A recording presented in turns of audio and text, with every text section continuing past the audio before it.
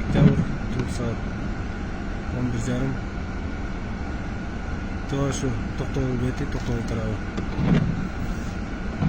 Бишкек тарабында 4 сааттай тұрдық пробкада.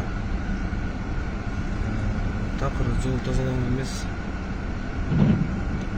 Зимний баллондар менен жеңіл машиналар шығарып отырып, қарға сүйреліп. Бақта айдоочулардын айтымына караганда Сусамырга чейин, Парижден дальше Газпромга чейин пробка дейт ушундай. Азыр уже 5 сааттай пробкада туруп, Тоғаштын Токтогул тарабында 2 серпайттан түштүк.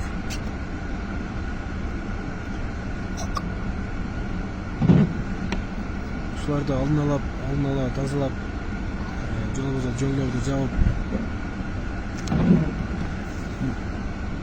Минтранс карап койсо болмок да.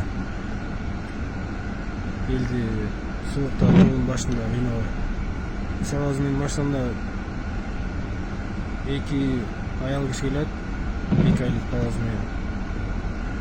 Кандайдыр бир себептер менен экөө тең балдарына сиңеси керек.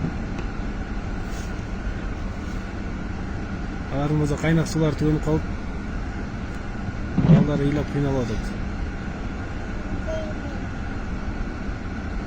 Жол бир эле тарабы ачык мындай.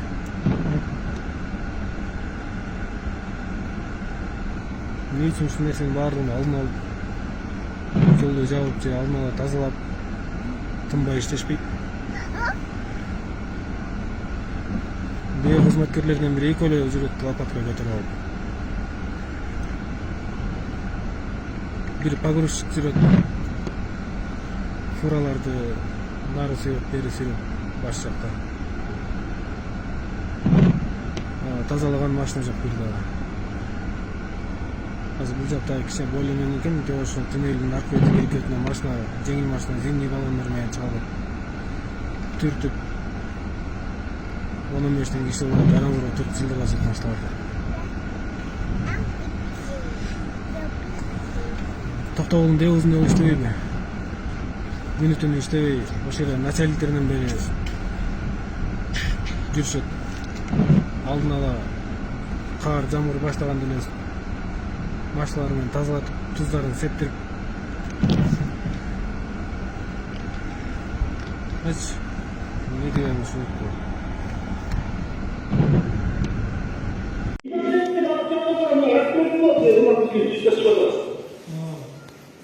Адресте кайсы почтада турасың?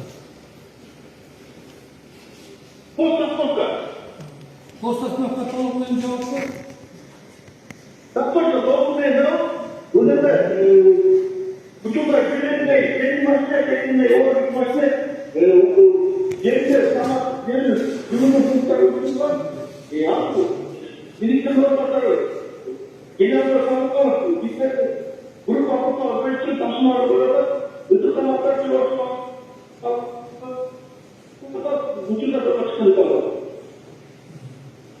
Жакшы. Майлар чыгылган машиналарды, дизель, бензин чыгылган машиналарды датчиктерин көрүп, эси сарылары күйүп калган болсо, тоже ошо күйүүчү майларды күйүп берип жылдырат. Керек болгондун